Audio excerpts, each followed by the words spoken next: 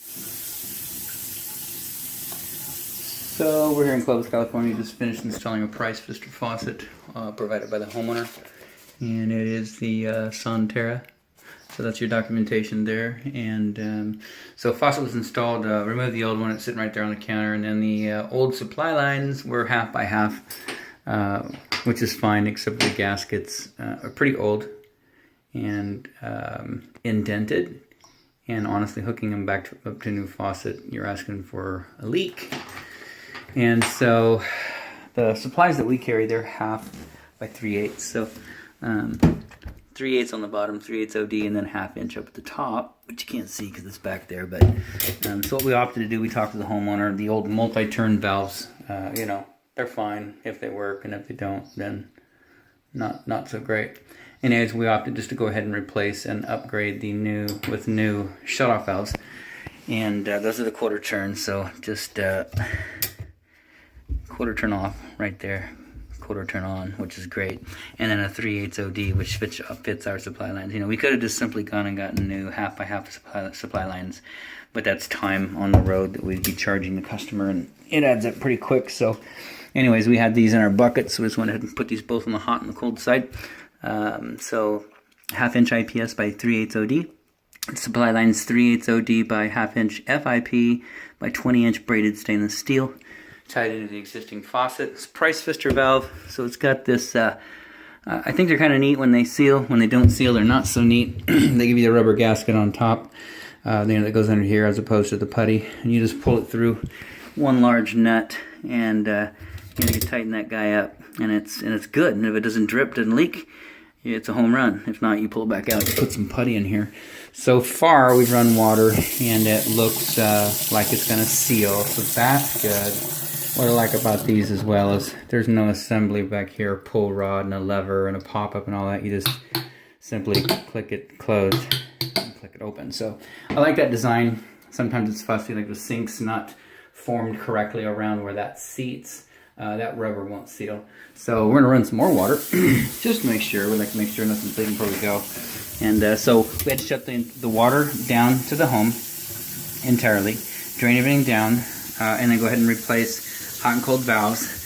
This hot side is corroded. That nipple on the inside, it's down to about 1/4 inch opening, so you won't get a lot of flow.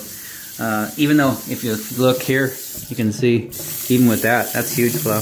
So that's fine, even though the holes, you know, the pipe nipple is closed down on the inside. Probably the same thing on the cold side, but it flows well enough.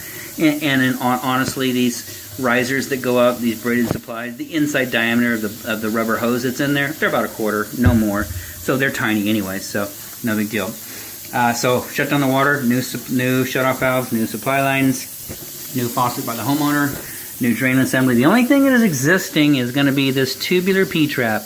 You know, we only came out here at the request of the homeowner to finish the faucet installation, and of course we ended up doing this too, which is fine. That's what we do. But we didn't bring any P-traps with us, so this is existing. It's all nutted. None of this is ours. We did tie it back in and tighten it down, but if you have any problem with these as far as points of connection, leaking, whatever, there's a nut in there, 1.5 by 1.25 inch plastic nut that seals the top portion. This was a black plastic nut, which is sitting right here on the ground, but the plastic washer was missing.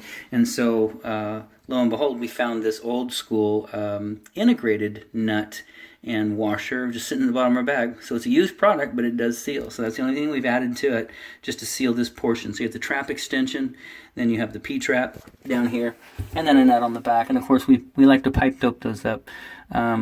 Nobody does because they're supposed to seal, but we do it just as added insurance. You know, it kind of seats things and gives a little extra insurance on our part, and then a nut in the back. So this is going to all come back apart. So none of that's ours, except for that white nut, and that should be fine. Don't over tighten this stuff. You shouldn't have to use a wrench on any of this, especially these ones with little wings on. It's just plastic, so tighten it up. You shouldn't have any problem leaking. I would monitor this area, make sure that you don't have anything that develops, which means back here where we're actually screwed on to the iron pipe. You know, monitor that. Just take a look at it occasionally and see if you got any dripping on that. And then same thing over here on this side. You know, right back in here. Sorry. Monitor that. Make sure you get no dripping out of the backside where the galvanized nipple meets the shutoff valve, and then also where the point of connection where the supply line actually ties into the valve. You know, monitor that too. Just take a look at it. You know, stay out in front of the water. Water damage, you know, eats up cabinets, eats up walls, causes mold. So, you know, we do our best to make sure everything is correct before we leave. But things happen, so we kind of like to partner with the homeowner to make sure that it stays that way. Any indication of trouble, gives a holler, we'll come back out, take care of it right away. Outside of that, this installation is done.